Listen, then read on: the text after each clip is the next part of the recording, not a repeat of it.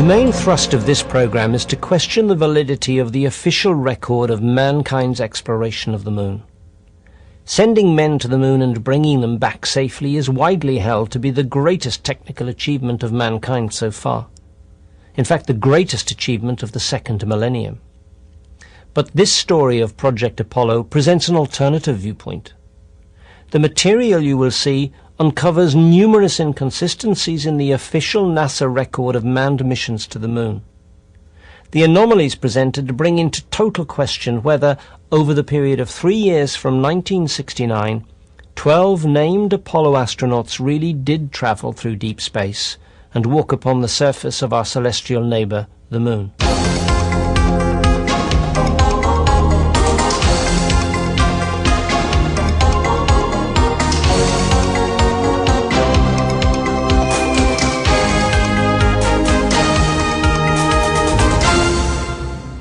New evidence throws into serious doubt the authenticity of the Apollo record and suggests that NASA hoaxed the photographs taken on the surface of the moon. This aspect of the lunar photography is dealt with in Part 1.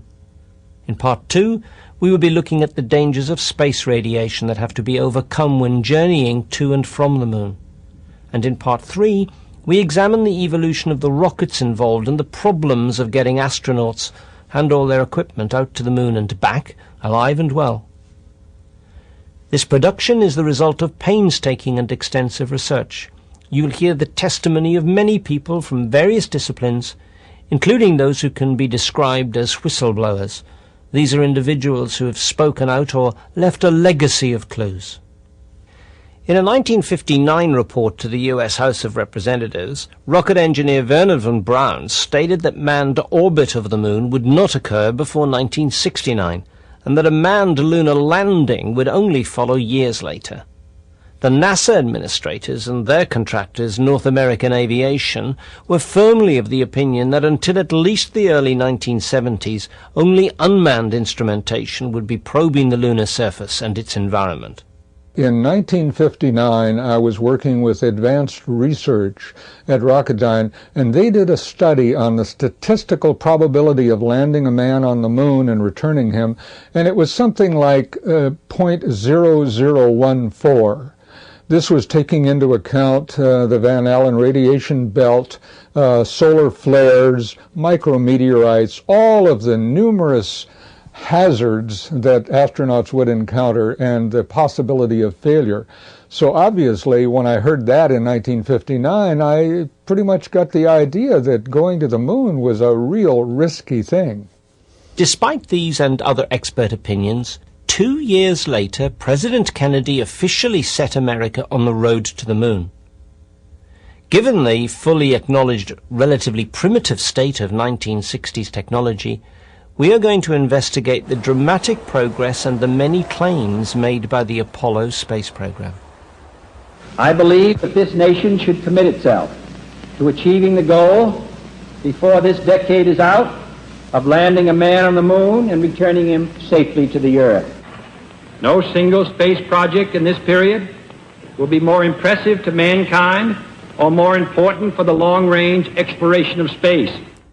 This program will show that real live astronauts were sent on the high-risk journey to the moon, but they were not the now famous named astronauts who in all probability never left Earth orbit.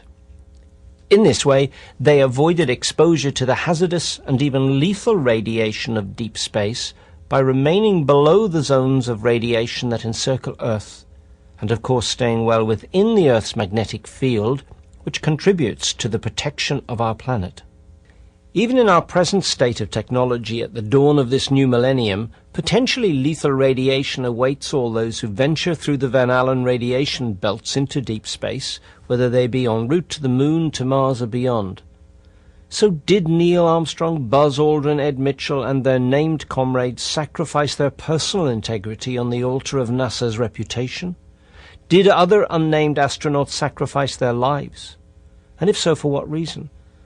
Was it to cover for the fact that in the late 60s it was not possible to guarantee the safe return to Earth of the Apollo astronauts? Such a scenario would answer that inevitable question, why? and to justify the serious anomalies in the official record which this investigation reveals. Dr. Ian Crawford is a research astronomer for the Department of Physics and Astronomy at University College London. In our history, we've done a lot of things, but we have also done some things which are truly great, like building the pyramids, like building the cathedrals in medieval Europe, and like putting people on the moon in the 1960s. I mean, these were tremendous achievements for their time. Could it be the case that NASA publicly stated that it was doing things one way, when in fact plans were in place to proceed in a very different manner? Was it realized very early on that apart from the unpredictable radiation hazards and the massive technological challenges, the lunar environment itself, without an atmosphere and certainly no winds, created yet another set of insurmountable problems? Maybe it'll, that sort of looks like it's waving in a breeze. Yes, sir. How many times can a man turn his head and pretend that he just doesn't see? The answer, my friend, is blowing in the wind. The answer is blowing in the wind. Yes, and how many deaths will it take till he knows that too many people have died? The answer, my friend, is blowing in the wind. The answer is blowing in the wind.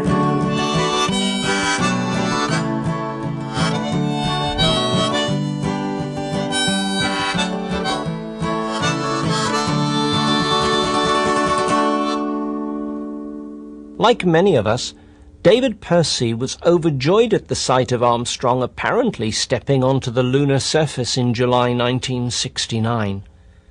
David is an award-winning film and television producer, as well as a professional photographer and associate of the Royal Photographic Society.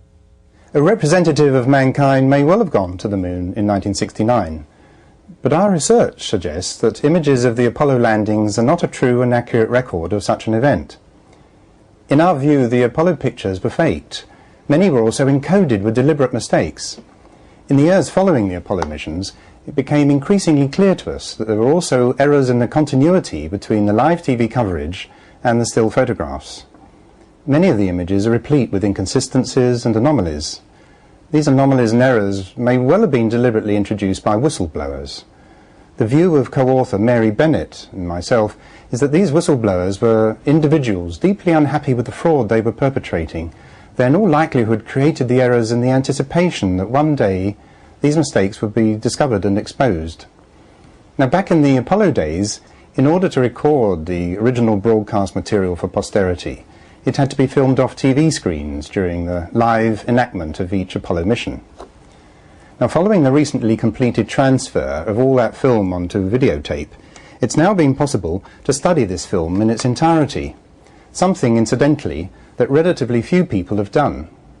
And furthermore, there's added irony in the fact that new evidence suggests that the original broadcast material wasn't live at all, but actually consisted of pre-recorded video programming. We've come full circle. Talk us through an example or two of errors in continuity between the Apollo TV coverage and still photographs of the same event. A serious continuity error can be found in the last but one mission, Apollo 16 of 1972. Let's take a look at a clear discrepancy in the record. We've dubbed this the jump salute. When the astronaut reaches the peak of his jump, his colleague takes a snap with the Hasselblad stills camera. Let's ignore the reasons as to why such a small jump in the much reduced 1/6 gravity of the moon, and continue instead with the discontinuities revealed by these images. This is the resulting Hasselblad photograph of that event. The most significant difference between these two images of the same action is that in the still photo there's a triangle of fabric that should be absolutely secure and motionless that has flapped up from the top of the plis, the personal life support system, as the astronaut jumps into the air. In the TV freeze frame we can see this triangular flap is correctly fastened and is therefore not visible. It's not flapped up. If it had done so, it would be very obvious in this rear view, the TV image. You can see the size and detail of the triangular flap from this view of the top of the plis. How could this part of the vital life support pack not be correctly fastened in place on a real Apollo situation on the Moon? In any event, actions taking place simultaneously, such as TV and stills photography of the same event and the same time, must show the same detail. Both versions cannot be correct. In other words, this piece of TV footage and this still picture cannot possibly have been taken at the same time.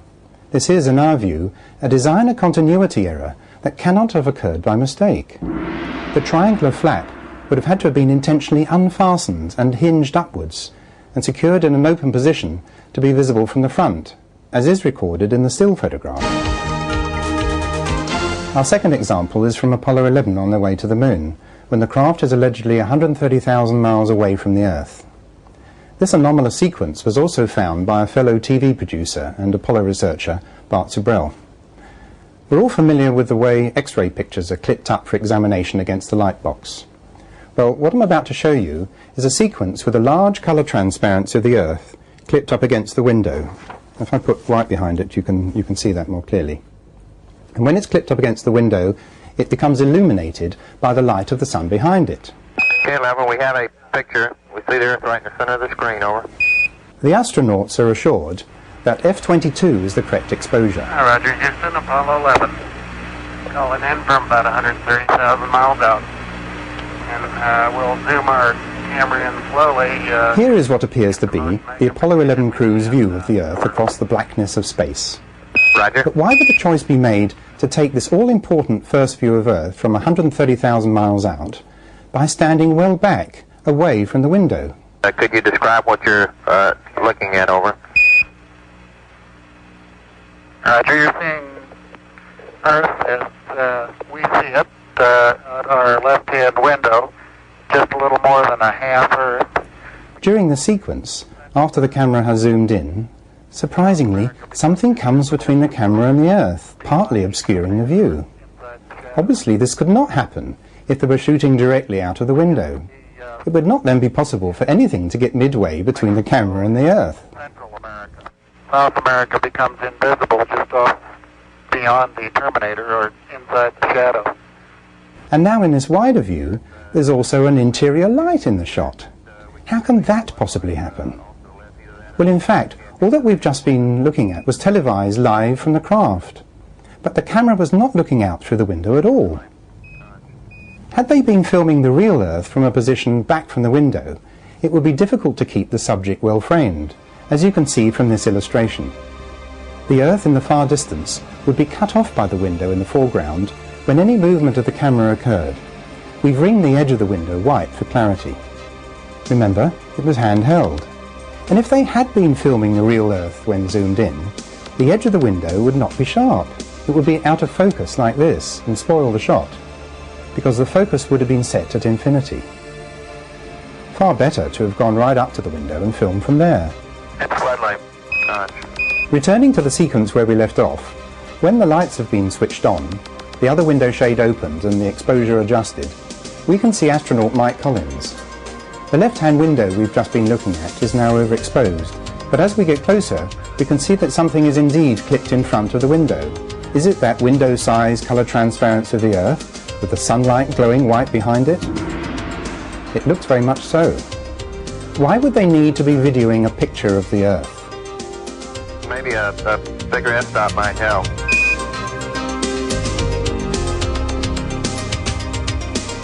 Continuing with the shot, we panned around past Armstrong, who is in the centre of frame, across to the right-hand side of the capsule.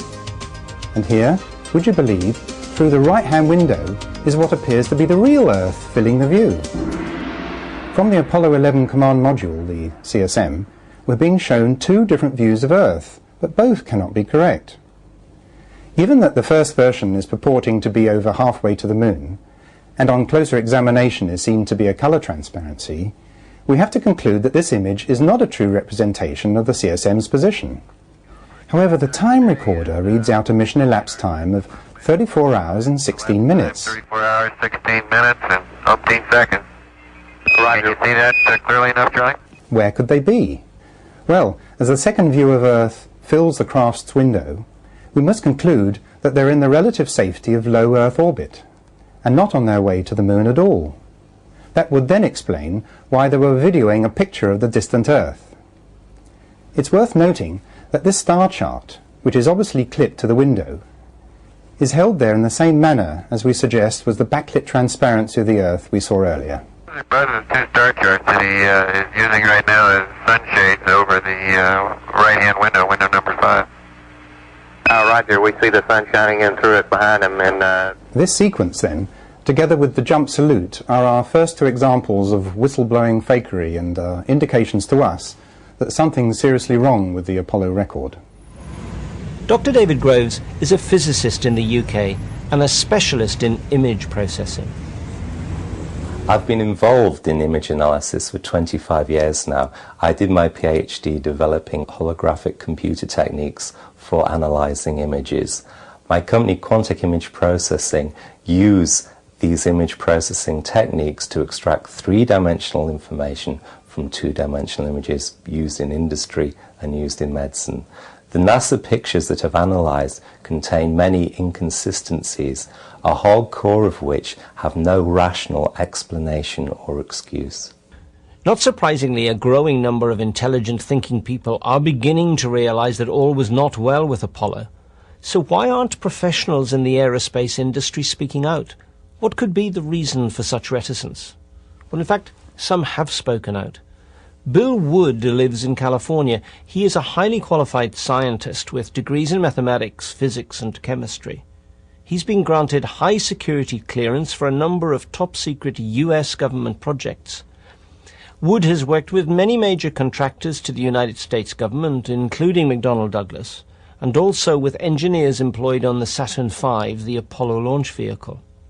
For many years, Bill Wood has harboured suspicions regarding the authenticity of the Apollo record. I think that a lot of the people that I have had contact with in the aerospace industry want desperately to believe that this actually happened, because it's a source of pride that their profession contributed to an achievement like this. And then, of course, within the United States, we're all very proud that our country made this achievement. So there's a real reluctance to question anything that would destroy this lofty self-image. And particularly for the people who worked on the Apollo program, to many of them this was the most wonderful achievement that they ever produced during their entire life. And they would much rather think of it that way than to think that, like millions of other people, they were fooled into thinking they were working on something that was not genuine. I think the idea that the Apollo project was faked is demonstrably ridiculous. I think it can be demonstrated that this is the case from a large amount of evidence, both scientific and indeed just common sense. H.J.P. Arnold is an astronomer and very keen photographer, an expert on space and astrophotography. He was assistant to the managing director of Kodak Limited during the period of Apollo. He's also the author of many books on space photography and exploration. This is a roll of, as you can see, 70mm film, and this is, of course, I hasten to say it's not the original, which is in the closely guarded and temperature and pressure controlled vaults in Houston, magazine 40 from Apollo 11. So this is the roll of Ektachrome film that was exposed mainly by Neil Armstrong on the lunar surface, and of course it's a historical record, but I do stress that this is a duplicate which was given to me, and I'm very proud to have been given it by the people at the Photographic Technology Division in Houston. Brian Welch is Acting Director, Media Services at NASA Washington. The film was specially produced for NASA by Kodak. It involved the use of thin gels and special emulsions for this film. The idea was that it would have to stand up to a vacuum, it would have to stand up to extremes of heat and cold on the surface of the moon. But H.J.P. Arnold has a completely different view regarding the film used. It was Kodak film, and the sensitization of the film was essentially the same as ordinary film at that time. It was Ektachrome X, as it was then called, 64 ASA, or ISO, as we need to say now. ASA is all gone. Or 160, which was then a very fast film, of course, 160 ASA or ISO. So it turns out that the film emulsion was perfectly ordinary after all. Then perhaps the camera itself was special. Hasselblad in Sweden was the NASA-appointed manufacturer of a camera capable of functioning on the lunar surface, and Jan Lundberg was the project engineer responsible for building the camera. Originally, NASA made all the alterations themselves. Then they presented what they had done to us and asked, "Can you do this?" And we said, "Yes, we can, and we can do it better." So after that we put up a technical specification which was approved by NASA, and then all the alterations were made in our factory. Was the film loaded into a regular camera magazine? It was a modified standard 70mm back. There were protective plates both on the camera and on the film magazine. On all the NASA still photographs taken by the Hasselblad lunar surface camera, one should see small crosses spread at intervals over the surface of the image. In the centre of the image, there should be a larger crosshair, or reticle as it's called professionally. These reticles were virtually in contact with the film and set in the focal plane of the camera at the time of manufacture by Zeiss. This means they are removable. Any photograph purporting to be taken on the moon by the named Apollo astronauts using these lunar surface cameras must feature the large reticle at the centre of the picture. Not only that, it would be totally impossible for an object to get in front of the reticle on the developed image.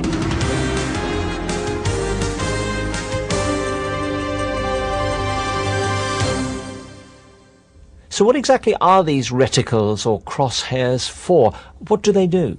They can measure this distance between the crosses and also determine if the film has curved, because then the crosses will be slightly dislocated.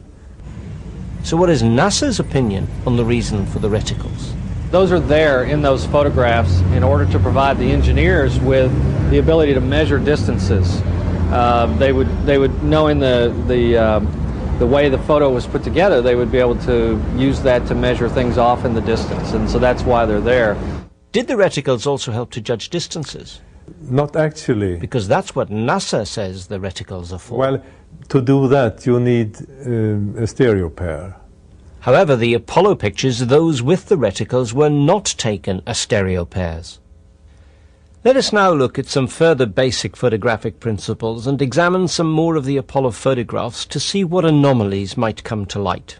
In these Earth pictures of typical tree shadows, notice the parallel lines of shadow on the ground, and also that the shaded side of the trees is very dark, which does not allow for any visible detail. These points are both logical and unsurprising. Now compare the tree shadow pictures with this shot allegedly taken on the moon. This is the designated landing site of Apollo 14. The area where the LEM is located is virtually flat. But one can calculate from the diverging shadows that the source of the illumination is within the area of the scene itself, apparently overhead. In other words, it cannot be the sun. It's possible to work out exactly where the light source was positioned, because the shadows diverge from a point here, when in fact the shadows ought to be parallel. The sun creates parallel shadows. The shadows cast by the rocks in the foreground should have been east-west, like the LEM shadow here. When natural sunlight is illuminating objects on flat terrain, this result is impossible, but this result is consistent with illumination from a closely positioned artificial source of light. Should we then take this matter of artificial lighting very seriously? Yes, because according to the official record, no artificial lighting whatsoever was taken to the moon. Compare NASA's photograph with our computer-simulated image. The light source, the sun, in our simulation is located far to the west, the left-hand side of your screen. And in our illustration, all the shadows are falling, naturally, due east. We must therefore irrefutably conclude that an artificial light source was used in close proximity to this alleged moon location in order for NASA to obtain the non-parallel shadows seen here in this photograph. Let's go through some more examples. Here is a Honda press advertisement that's used a very interesting mix of shadow directions. For the sake of argument, let us take it that the cars were the primary subject of the photograph, So they were the beneficiaries of the prime source of natural light, the sun. And the very, very short shadows created by the cars themselves indicate that these were photographed near to midday. The sun's direction is from the bottom right-hand corner. The palm trees, however, have been photographed when the sun was further round, nearer to setting, and therefore creating these very long shadows due to the sun's closeness to the horizon. This is an example of a composite picture containing two differing sets of shadows, a composite that incorporates the message that there have been time delays between the components that make up the final result. For Honda's purposes, this discrepancy doesn't matter. But to see the same type of composite manifesting in the official record of Apollo is more than enough to alert us to the fact that something's very wrong. Can you then give an example of this from an Apollo mission? Yes. Crossing to Apollo 17, here is a picture of Jack Schmitt digging. His shadow is extending in the same direction as that of the cars we've just been looking at. The source of light is from the bottom right-hand corner of this picture. Yet if we look towards the right of the scene, we can see that the shadows of the middle distance rocks themselves run from east to west, shown here by the green lines, the secondary light source. The yellow lines indicate the direction of the primary light source, allegedly the sun. Now this situation is impossible naturally, and has to be the result of more than one light source and/or technical manipulation and doctoring of the image.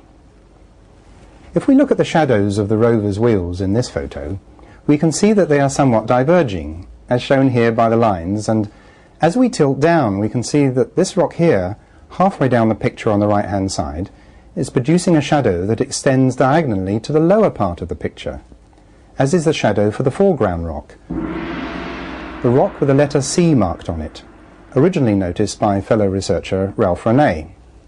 Let's pause here for a moment and ask why there should be a letter of the English alphabet stamped onto a rock on the moon's surface, and why there's a C also marked on the ground just in front of this very peculiar looking rock. How could this be? Surely we're looking at the deliberate planting of props on a previously designated portion in the foreground of a photographic film set. Does this planted C stand for centre, or is it perhaps C for light, artificial or otherwise? For this is the letter that represents the physical constant of the speed of light as it's presently understood. If early probe images from the moon had demonstrated that natural lighting conditions there would not reproduce consistently acceptable results due to the gravitational anomalies and possible variations in the behaviour of light, the subsequent use of artificial lighting in the pre-creation of the lunar surface imagery makes a lot of sense, as does this whistleblowing clue. The fact that the speed of light may not be a constant is only just beginning to be discussed openly beyond scientific circles, but of course variations of light speed at specific periods have been observed over the years. It could well be that the speed of light varies according to local gravity fields. Coming back to shadow anomalies, here is an example of a Mongolian herdsman, photographed with the light behind him. And of course, if a photographer is exposing for this scene, he or she knows perfectly well that without the use of fill-in flash or other lighting near the camera, there's going to be a result that looks more like a silhouette. Now look at this picture of an astronaut spacesuit, which was taken in a studio. The prime or key light is from the right, the upper area of the picture, and the area by the shoulder, here on the left, is much darker. So parts of the subject have been filled in with light in order to give us more detail. And indeed this fill-in light is square in shape and has been reflected by the visor. We propose that this technique of using extra fill-in light was applied when certain Apollo close-ups were created. Here we have the sun, allegedly the only lighting source available to all lunar photographers, directly behind the astronaut and directly behind the rover. And remembering our example of the Mongolian herdsman, with no extra lighting and no atmosphere to help diffuse the light and fill in the subject, we must expect the authentic lunar surface picture to look like this, with both the astronaut and the rover in silhouette. Yet in this NASA moon photograph, as published, we can see detail on the shadow side of the astronaut. To say this once more, such detail can only be revealed by the use of an additional light source. So we have to conclude that secondary lighting was used to create these alleged lunar surface pictures. Were any lights used in the lunar surface photographs? No. They had no extra light sources brought with them. At this point, let's consider some of the important initial imagery allegedly taken on the surface of the Moon by the Apollo 11 astronauts. Another individual named Bill Wood, working at Goldstone Tracking Station in California, played an important role throughout Project Apollo in delivering the communication links to and from the spacecraft. What were conditions like on the lunar surface at the time of the Apollo 11 moonwalk, or EVA? And if it was so dark in the shadow of the lunar module, the LEM, did they, for instance, use a special low-light lens on the camera? Astronauts would go down the ladder essentially in deep shadow. They would only be illuminated by something reflecting off of, light reflecting off of something else. And I believe that they felt that they needed as much light gathering power as possible. That was the lens that was used on Apollo 11, the so-called night lens. If the Apollo 11 TV footage was taken using a night lens, then what about the still photographs? We have to ask how they produce such good results, because the stills camera was not specifically designed for low light conditions, and the camera was not fitted with a special night lens. In the Moon, where you have no atmosphere, shadow is black and highlight is really violent highlight, so you have an enormous contrast problem. We're reliably informed, to emphasize this point again, that no extra lighting was taken to the Moon.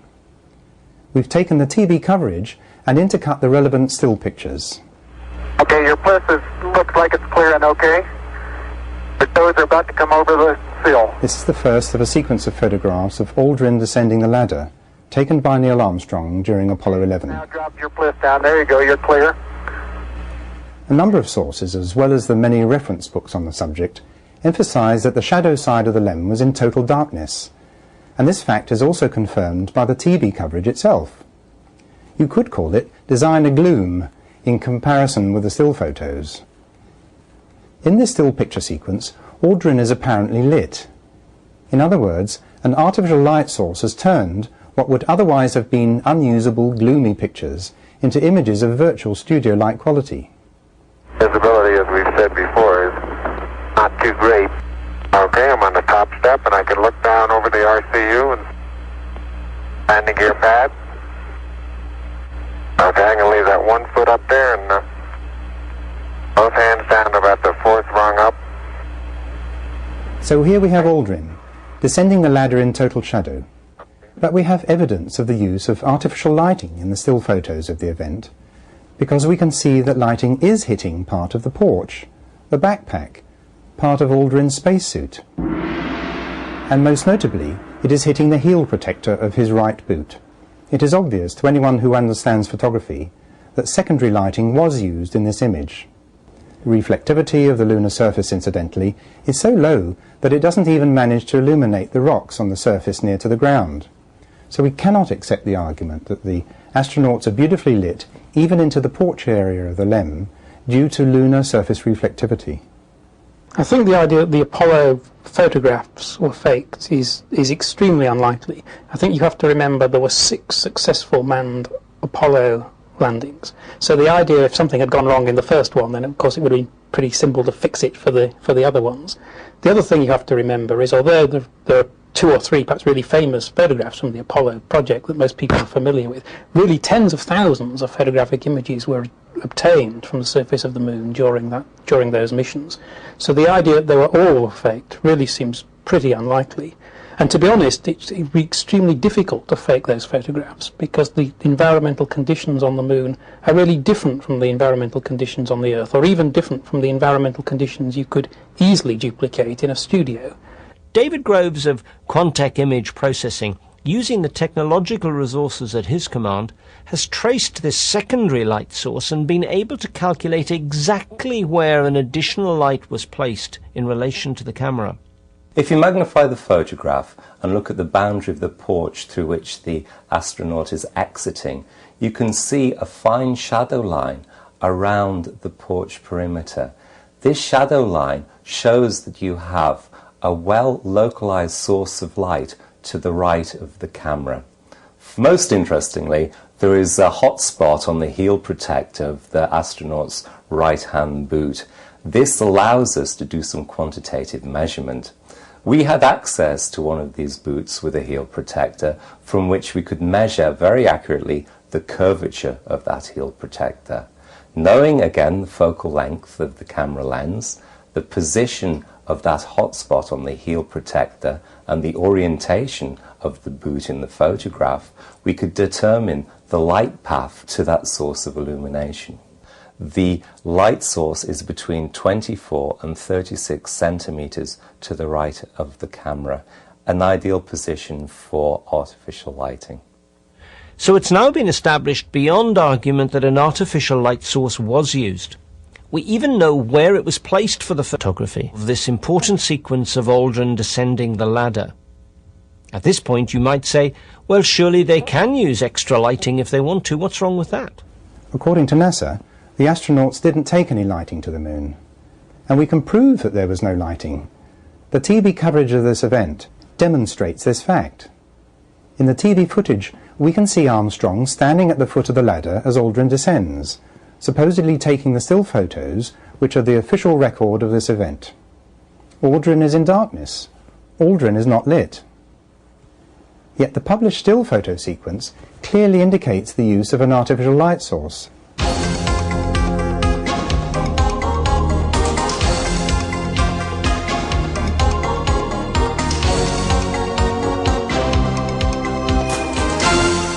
Did Armstrong really take these still photos during Aldrin's descent on the moon? In our opinion, probably not. We propose that this is a completely restaged, or rather pre-staged, set of studio photographs. So, wherever the Aldrin descending the ladder sequence of stills was taken, an artificial source of light was deployed. I know that they had no extra lightning, no flashes or things like that. So it has to be the reflection from the surface. That the astronaut will be adequately lit whilst in the shadow side of the LEM solely from natural light or earthshine bouncing off the lunar surface is an argument advanced by others as well as Jan Lundberg, but it's untenable. To make a direct comparison, the surface of the moon on average has the ability to reflect light from any source whatsoever at whatever distance from its surface to the same degree as asphalt does on Earth, on average approximately 7%. In other words, whatever the strength of the light arriving on the lunar surface, whether by natural or other means, the ability of the average lunar surface to reflect light remains constant. Indeed, the lunar surface luminosity is so low it doesn't even manage to illuminate the shadow side of the smallest rocks, as we've already seen. Here's another good example. The sun, or prime light source, is behind the LEM. This picture is taken into the light, so the side of the craft nearest to us should be absolutely black, but has been filled in with a generous amount of light. Particularly obvious is this piece of equipment illuminated from the front. That sequence of images on the lunar surface, taken mainly by Armstrong, of course, on that with that one camera, which was incidentally left on the moon, so it's going to be a marvellous relic for when we eventually get back there, of course. The film came back. That film, probably, I would say, has never ever been bettered, whether on the moon or subsequently. Almost every one of those relatively small number of images taken by Armstrong appeared to be splendidly composed. You remember the classic face-on picture of Aldrin with his visor reflecting the entire landing scene, the lunar module, the flag, the TV camera, and Armstrong taking the picture reflected in the visor. It's a marvellous picture. With that comment, H.J.P. Arnold has led us to another of the classic Apollo 11 images. In fact, one could say that this particular shot conveys the very essence of the entire Apollo program. Yet this classic picture of Aldrin has several very serious problems. Aldrin cannot be standing in natural sunlight in this image because the surface around him is not evenly lit, as would be the case with light from the sun. This scene is obviously lit with uneven artificial lighting. The prime source of light is over Aldrin's left shoulder.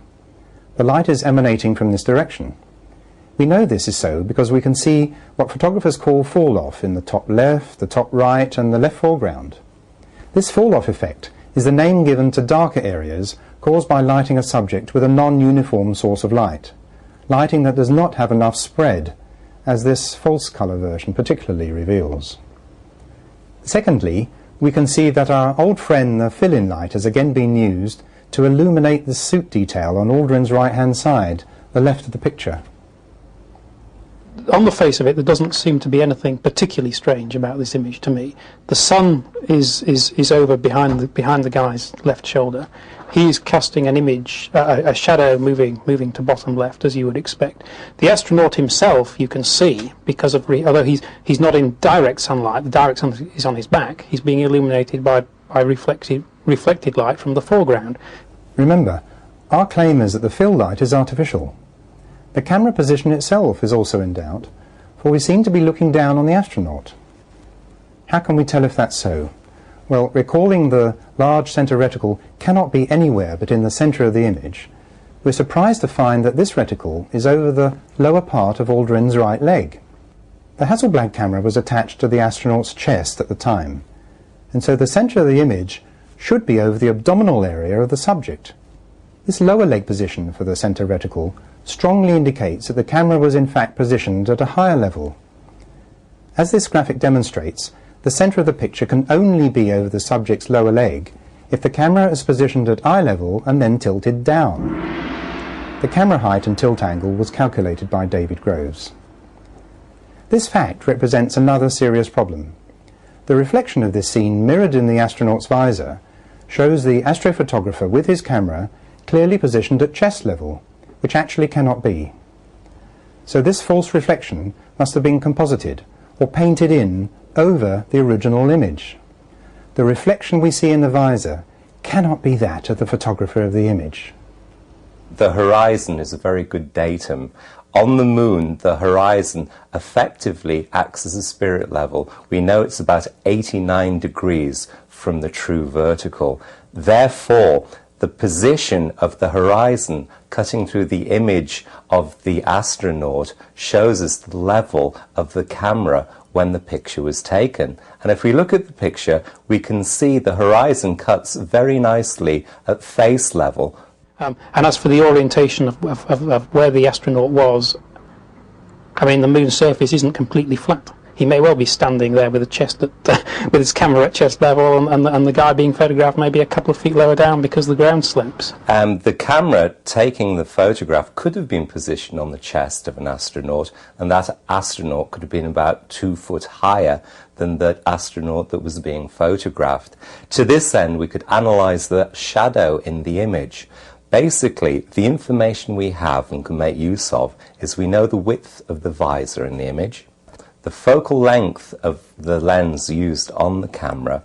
Using that information, we can analyse the shadow of the astronaut's left leg and determine between the two astronauts the variation in height of the surface. The variation in height of the surface between the astronauts is typically a few inches.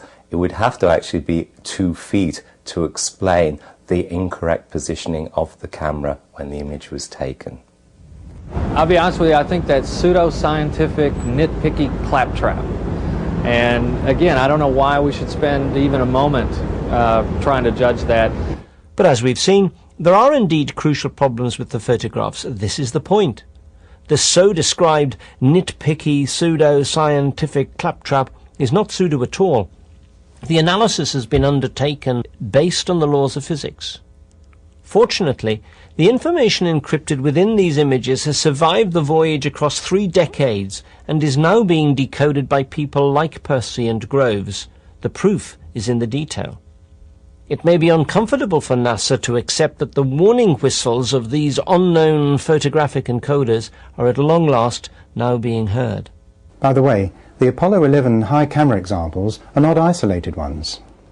Here's a picture of Albine of Apollo 12, also taken from too high a camera position. The camera is looking down on the subject, belying the reflection in the visor. Notice the horizon passing right through the centre of the visor. There are further examples from Apollo 11 where the camera position is even higher than that in the classic shot. Here we see Aldrin standing by the LEM with the horizon not cutting through his visor at all, but passing above the height of his helmet. indicating that the camera position was even higher than that of the picture of Albine and the classic photograph itself. Some people have said perhaps they retouched the pictures to bring up the detail of the astronauts, but any retouching of images cannot apply to Apollo 11 pictures. We've examined a duplicate or copy of the roll of film from magazine 40 that purports to come from Armstrong's camera. It's a roll with well over 100 coloured images. Retouched or publicity pictures cannot get into a continuous roll of film.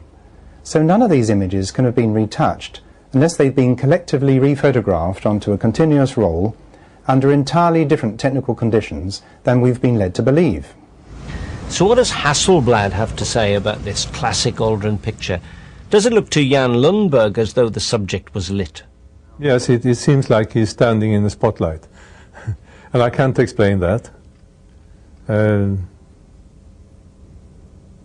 That escapes me. Why? So maybe you have to find Armstrong and ask him. The most compelling piece of evidence in this photograph is not the measurements of the height of the camera, but the reticles, the little crosses that are superimposed on the image at the time the photograph is taken. The largest reticle appears at the center. That central position is fixed in the camera. It cannot move. You have to have, with an image it hasn't been interfered with in any way, that reticule appearing in the center of the image. If we look at this famous photograph, we can see the central reticule towards the bottom of the astronaut's right leg. This is significantly offset from the center of the image. This cannot occur in that position unless the photograph has been copied and reframed.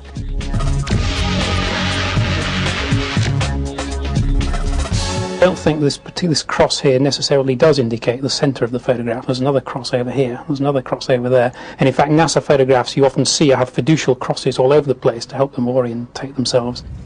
Why is the centre reticle not in the centre of the image? The exact answer to the question is I don't really know and haven't even bothered to go find out. And the reason is this is 30-year-old stuff. We mounted this expedition, the expeditions to the moon, almost 30 years ago. And frankly, I had a chance to look over the points that this person was making. I didn't understand them. I don't understand why we should spend the time to go off and do the research to look up, to prove to people that we went to the moon. The fact of the matter is we did go to the moon. While noting that Brian Welch referred to one single expedition to the moon and then corrected himself, it's interesting that NASA, via its media representative, declares itself not accountable to the public for its actions. This despite the fact that NASA went to the moon for all mankind. And surely the fact that one individual spokesman claims he doesn't understand the questions asked does not in any way invalidate the demand for a proper response and the necessity for a proper response.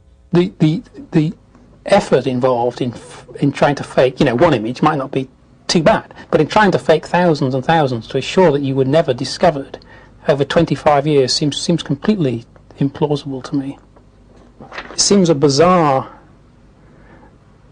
thing to question something that is so demonstrably part of history just by trying to interpret 2 or 3 photographs when the project was so much deeper than that and affected so many people in so many ways.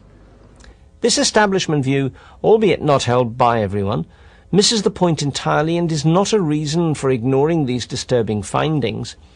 The quantity of suspect pictures is not the real issue, it's what these images convey. These pictures have been presented to the entire world as authentic and actual photographs of this most significant event, mankind's first steps onto a planet other than his home. To ignore or dismiss the questions raised by the discovery of even one technically defective photograph purporting to be a part of this official record is to sidestep the issue. However, we'd like to offer the upholders of this status quo viewpoint yet another major challenge. In Western Australia, during the live telecast of Apollo 11 in 1969, many viewers in that region of Australia, including Una Ronald, were to have an extraordinary experience. When this moon landing was in the offing, I for one decided to stay up to watch the live telecast, and I did, and we saw a lot of activity on the television screen from the control centre, a lot of anticipation, a lot of excitement. But before we get to what happens next, we need to know how the TV coverage of Apollo 11 was supposed to have reached our screens. Just shortly before Armstrong stepped on the moon, you can actually see the switch take place where it goes from this stark black and white to a little better. And they stayed with the television signal from Honeysuckle Creek. So when Armstrong stepped on the surface of the moon, it actually came through Australia, but at the time it was reported as being through Goldstone. The voice came through Goldstone, but the TV pictures came from Australia. It appears that correct information was apparently withheld at the time as to what was supposed to be happening with Apollo 11's reception. As I watched this person walking, a Coke bottle in the lower right quadrant of the screen, it seemed to be kicked over and rolled across. And for me that was just astounding, and I exclaimed aloud at the time, "It's a fake, it's a setup, they're not on the moon at all, look at this, it's a Coke bottle." And they were going to broadcast the same film again in the morning, and I phoned several of my friends, "Did you watch?" And they hadn't, but they were going to watch in the morning. And I waited, of course, to say, "Well, did you see it?" But it didn't happen. I watched the second telecast. There was no Coke bottle, which led me to believe at the time that it must have been edited out. I was convinced it was fake, but why? Why it should be faked? Why such a setup? 2 or 3 others of my acquaintance did see it. And furthermore, there were letters written to the West Australian newspaper. They mentioned the Coke bottle. And I waited for it to brew up. I thought, my goodness, there's going to be a glorious ding-dong here going on about this Coke bottle. But suddenly there was nothing at all. And I presume that those who saw it denied their own senses, as people will do. Began to think, well, they couldn't have seen it, or perhaps it was there and that was okay. They'd thrown some rubbish out of the spacecraft or something like that. It could have been. People will invent all kinds of solutions to what is not explained. What Una Ronald and her friends did not know was that Western Australia was a special case concerning the reception of the initial Apollo images. Contrary to the procedure for that continent set up by Honeysuckle Creek and Parkes, together with NASA and Australian TV, the Apollo 11 images were neither sent directly to Western Australia via satellite, nor was there a broadband link from Sydney in 1969. These images had to be sent over to Perth from Sydney by other means and then retransmitted locally. So for an engineer in the loop, aware of the hoaxed live TV coverage, there was motive for adding further additions to the scene.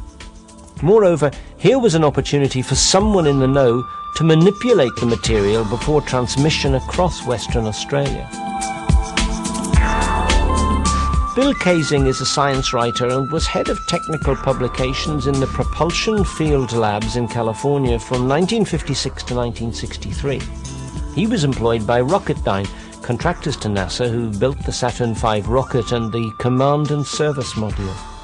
I was very much in on testing and edited and wrote technical reports on testing and, of course, witness tests.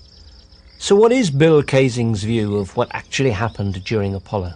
As I see it, NASA and other connected agencies knew that they couldn't get to the moon and back. All right, they had to simulate it.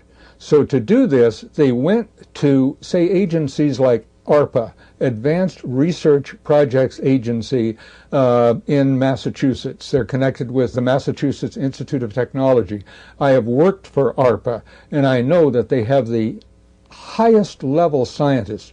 So NASA and NSA and other assorted agencies went to MIT and said, okay, this is a super secret project. Tell us how we can simulate it. to create a simulation is really not all that difficult, because if all the input comes from NASA and goes to NASA, and you knew that was the case, all Apollo communications were handled from and to NASA, so they had complete control. Once the astronauts had been launched, it was no longer possible to verify the authenticity of any communication. In the case of major news stories here on Earth, journalists witness and comment on news events, and reports have to be confirmed before going to press. The Apollo communication links were controlled by none other than NASA itself. In these circumstances, how could we know for sure that the images from NASA were those of events that were actually occurring at that moment?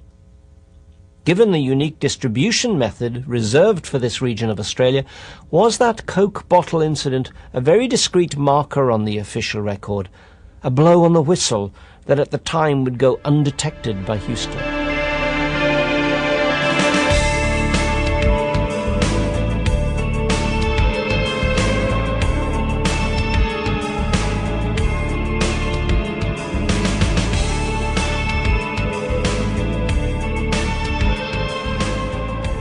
What was really involved in the lunar surface photography? How would the Apollo pictures be taken by the astrophotographers? Typically, they either had a table of settings for certain subjects at certain sun angles, or it was usually presented as a wheel or a circle, a clock face if you like, where for a given shutter speed they would have a series of apertures around the sides of the dial instead of 1, 2, 3 o'clock, etc. But how were the necessary adjustments made so they could be sure of obtaining the correct exposures? They had a lot of practice so they could feel what the setting was, because once on the moon, on the lunar surface, in the dress, in the life support system, you couldn't see the camera. They couldn't bend their head that far down to see the scales. Maybe they could see the aperture scale, which was in the front, but not the rest. They had no viewfinder, they had to aim by moving their body. They had to effectively guess where they were pointing the camera, but since they were using a wide-angle lens on the lunar surface, it wasn't really too much of a guess, because broadly pointing the camera fixed to their chest in the direction they would encompass the subject in which they were interested. I'm going to run off a couple, John. Needed where the sun is shining on what they want to see. Houston, how's that field of view? Our own research has ascertained that composing pictures under these conditions and getting the camera pointing in the right direction isn't actually that easy. Neil, this is Houston. The field of view is okay. We'd like you to aim it a little bit more to the right, over. Here, the TV camera couldn't be lined up on the Apollo 11 LEM without assistance from base. Even with Houston's essential guidance, lining up the camera is obviously very difficult to achieve. I'll start working on the solar. A little bit too much to the right. Can you bring it back left about 4 or 5 degrees?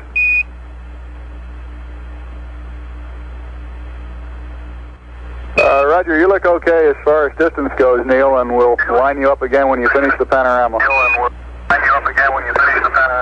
You're going too fast on the panorama sweep. You're going to have to stop for a final orientation. We'd like it to come left about 5 degrees, over. So we wonder how they managed to take such good, well-composed, studio-quality pictures using the Lunar Hasselblad without a viewfinder and without Houston to guide them when lining up the camera. Back to the right about half as much. Okay. Okay, that looks good there, Neil. Was it intended that they should change lenses, filters and magazines outside, with the potential of dropping them into the dust, rendering them unusable? So once they went out, they had one set for this particular mission, and then they went back in, changed whatever they needed to change, for instance film magazines or lenses, and then they went out again. Okay, Houston, I'm going to change lenses on you.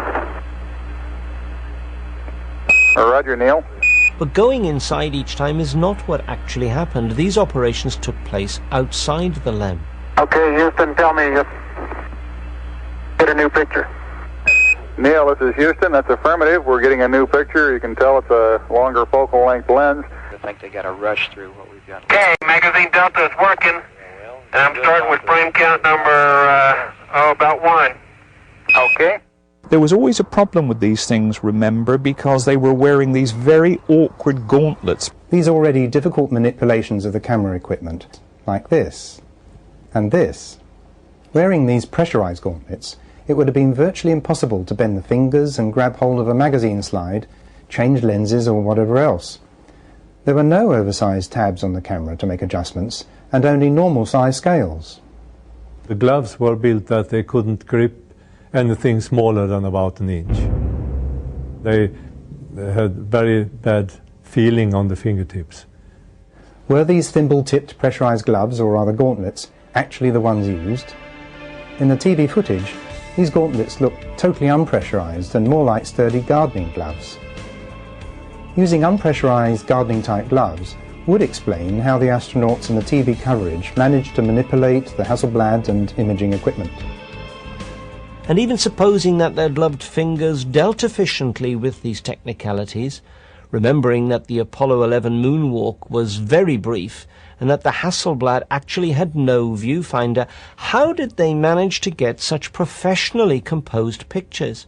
Pictures that resemble the classic pack shots we see created by the top advertising agencies. Here we're into the realms of the seeing eye. Undoubtedly, there were some of the astronauts who, despite all of the pressures on them, and the fact you're wearing a helmet and a visor and you can't look through a nice screen or viewfinder at all, could see a picture when it occurred to them. This picture from Apollo 15 can only be described as a good example of a typical advertising pack shot.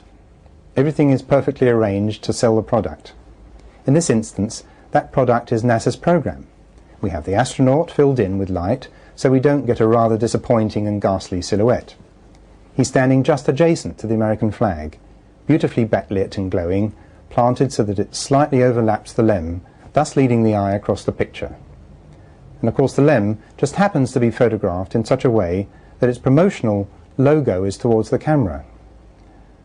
The rover itself then slightly overlaps the lem, delivering altogether an excellently composed picture, in no way consistent with the mere snapshot of random objects.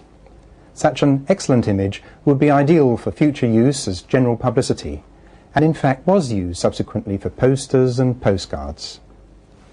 This is emphatically not a casual photograph of a saluting astro colleague who just happened to be standing, as luck would have it, in the right place at the right moment. This is a planned setup, in our view, and would have taken a highly professional photographer several hours to get right in the fully equipped environment of a studio. Now let's look at some more inconsistencies in the shadows present in the Apollo imagery. We're going to consider the shadow allegedly produced by Armstrong when collecting a contingency sample. The sun angle should have been just over 10 degrees above the horizon during this action. Compare that image with this Apollo 12 scene. Here the shadow is much longer than Armstrong's, but as the sun was at a higher angle of 15 to 16 degrees during their EVA, the shadow in this picture should actually be shorter than Armstrong's, had these pictures been taken, as claimed, in natural sunlight on the moon. In this TV coverage of Apollo 14, the astronaut is moving away from the camera, the thin pole shadow in the foreground. As he progresses towards his colleague, watch his shadows do some really strange things. Q bay door is open. Pulled a little stiffer than I expected in 16G. Looking good though, Ed, and you all are within 9 minutes of the timeline. These variations in shadow length are consistent with moving away from, or nearer to, a large superlight, placed close to the subject, as we'll show in a moment. Here again is Apollo 11. This time it's Armstrong and Aldrin standing together. But their two shadows grow to completely different lengths. The nearer one of them moves towards the light source, the longer their shadow becomes. Such an effect has nothing to do with their relative heights and everything to do with moving to and from a superlight. Remember, the landing site was supposed to have been on flat terrain, the Sea of Tranquility. Consider carefully the difference in lengths of these two shadows. To show that this effect is consistent with moving towards or away from an artificial light source, here is a demonstration we set up in our London studio.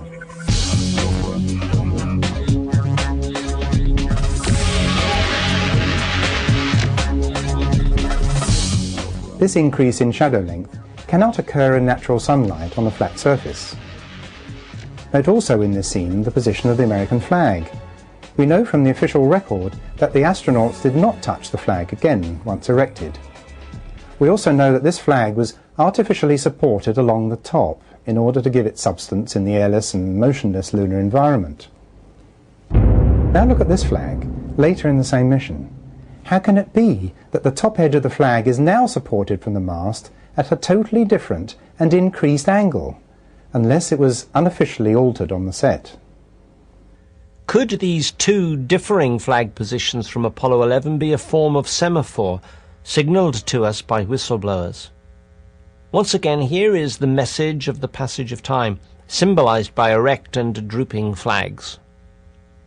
Undoubtedly, there would have been serious repercussions for future manned space travel if the named astronauts were to die or to be seriously irradiated on the moon.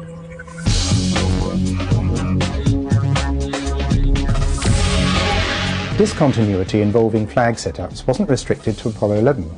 As you can see in this footage from Apollo 16, the US flag is being taken out of the LEM before the TV camera pans around to the right to follow the astronaut as he proceeds to the site chosen for the all-important erection of the flag.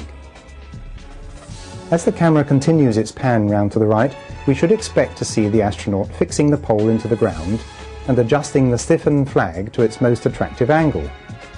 However, when we get there, the flag has already been planted and the astronaut is leaving the scene. You can see his shadow in the bottom right as he departs from the frame. Truly a giant leap for all mankind, for in order to carry out this task, the astronaut has had to arrive at the location, select the most likely soft spot in a totally unknown surface, hammer in the lower part of the flag mast, insert the upper part of the mast and its attached flag, perhaps adjust the folds, and only then remove himself from the scene. All this while wearing the most cumbersome of gear, a pressurized spacesuit and the PLIS, the life-supporting backpack. According to this piece of footage, Apollo 16 achieved this list of things to do in a mere 69 seconds. A mere 69 seconds. This is the setting for the famous jump salute we analysed previously, with its designer continuity error.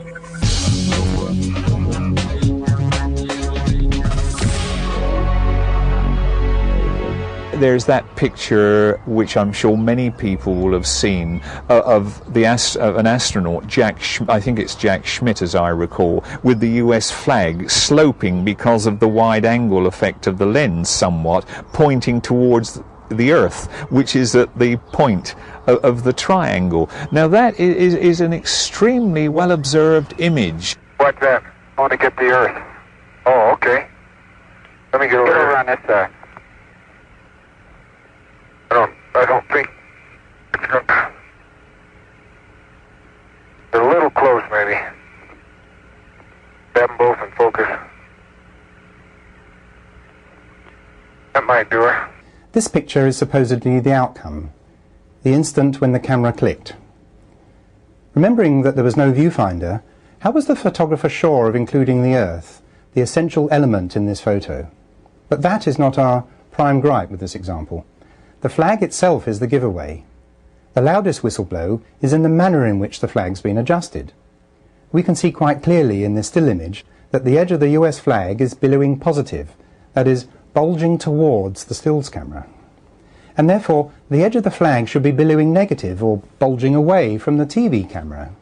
Yet when we view the TV coverage, this flag is billowing positive, towards the TV camera. Now that situation cannot be correct. It's a demonstration that this flag has been adjusted between the creation of the TV sequence and the still session. As no such adjustment has been recorded for posterity by the eyewitness TV camera, we can only conclude from the evidence that the TV coverage and photographic pictures recording this single event from Apollo 17 were actually imaged at different times, before and after. Does the intentional rearrangement of this flag merely indicate the duality of the NASA never a straight answer records? Or does another message lie in the subject matter of the picture?